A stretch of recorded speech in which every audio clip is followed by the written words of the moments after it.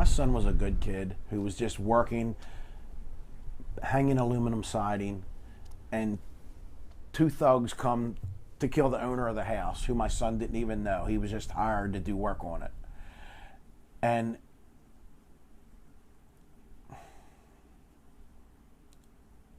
talk about being in the wrong place at the wrong time. It hurts. When Scott McKimmey found out that police had recovered the murder weapon in his son's killing and had someone in custody, Scott thought his son Brian's killer had been caught. Ballistics test proved he had the gun that killed my son.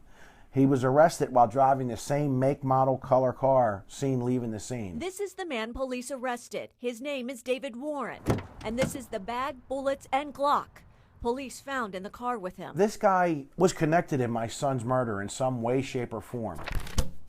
As we told you last week, David Warren is considered a repeat violent offender. Warren's rap sheet is 92 pages long. I said, okay, well, what's the next move? You're going to charge him? Oh, we can't do that. I was like, really? He was charged with firearms. I think maybe possession of a firearm and convicted felon in possession of a firearm.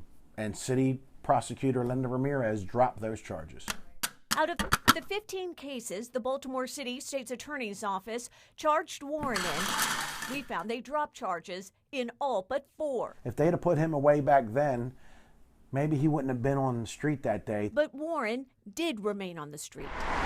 And on June 27, 2018, police say he was in Baltimore County at this apartment complex. This call will be recorded and monitored. Also on June 27th, Hello? This is a Global Tel-Link prepaid call from on one end of the line, an inmate at a Maryland Correctional Facility. on the other is a friend of the inmate. Hey, yo, I need you to text your phone, yo. And that friend lives here. Hold on, I'll wait outside real quick. We've chosen not to identify either of the men because of what this jail call captured. My dude is Tuesday, that's why. Those shots are coming from the Glock.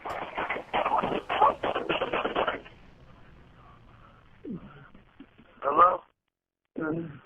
The same Glock used in Brian McKimmey's murder. What was that?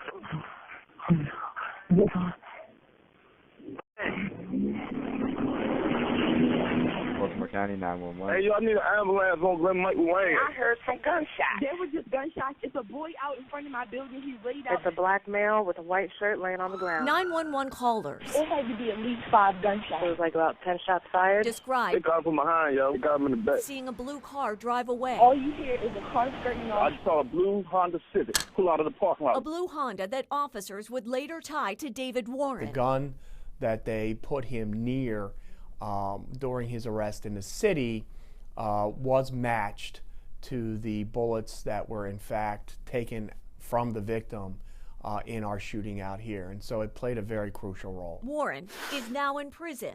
An attorney with Baltimore County State's Attorney Scott Schellenberger's office put him there. We were happy to finally convict David Warren. Warren was charged with attempted murder in the jail call shooting. He pleaded guilty to a lesser charge last month. We were able to get a guilty plea on a first-degree assault and use of a handgun in a crime of violence.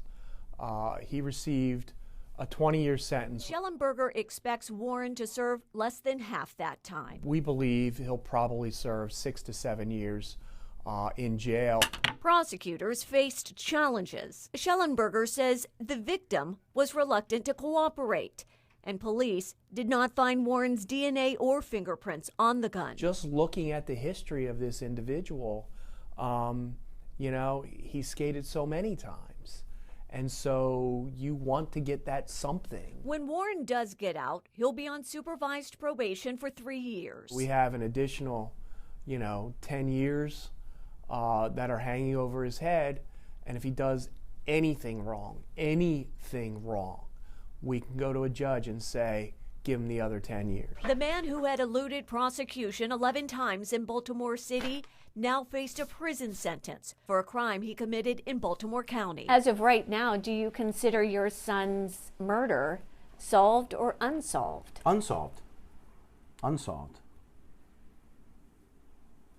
No one's been charged with his murder. No one's been to court. Yet they told me, oh, we got the gun that killed your son. That's a little urn. As Scott McKimmey waits for justice, And I'm just placing his ashes on a coral reef in Cozumel, Mexico. he finds comfort in something he and Brian enjoyed doing together. That was my first dive since his death. And I just felt the need to take a little bit of Brian with me and leave him down there underwater. As Scott lets go of a piece of Brian, Towing him by. he holds on to hope that one day his son's killer is caught. Brian's last dive.